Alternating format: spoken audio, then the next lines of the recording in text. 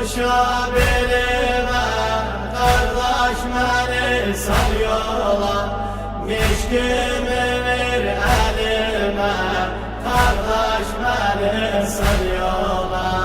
Gözümü günde kardeş, nazlı Sekine ağlar. O ağlayanda kardeş, can ciğerimi dağlar. Susuz dilinde kardeş, köz eder kalbim oğlar. Bir kere bak halıma, kardeş beni sal yola. Alış kurşa belime, kardeş beni sal yola. Mişkimi ver elime, kardeş beni sal yola. Su getiririm haymeye, kolum kalem olmazsa. İçirdirem Sekneye, su mişkimde linmezse.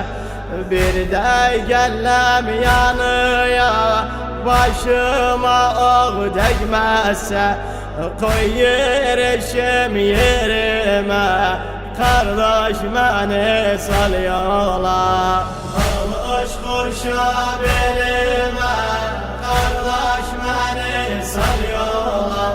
Mişkimi ver elime, kardeş beni sal yola. Bestir bana bu dünya, bu canımdan duymuşam. İcazet versen bana, oğruya baş koymuşam. Bir şey gelmez yadıma, ayağına düşmüşem. Ölüm gelir dilime, kardeş beni sal yola. Alış kurşa belime, kardeş beni sal yola. Mişkimi ver elime, kardeş beni sal yola. Vermezlerse o demde, kendimi cişe vururum. Kafirleri karşımda cevlan edip öldürürüm. Gidip mişkim elimde, Fırat'tan su doldururum.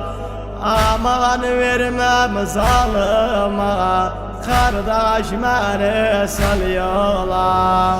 Alış kurşa belime, kardeş beni sal yola. Mişkimi ver elime, kardeş beni sal yola.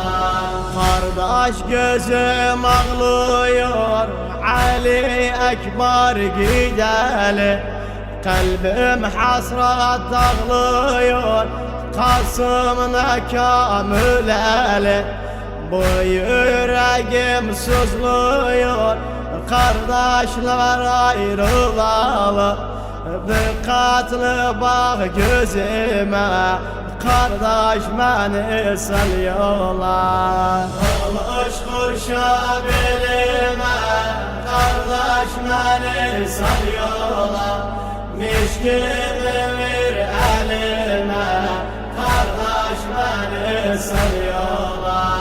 Kılıç elimde duram, kafirler karşısında. Su verseler getirir, duram ben kapısında. Kızlara suyu verir, mişkimin dolusunda. Bak ah eyle elime, kardeş beni sal yola.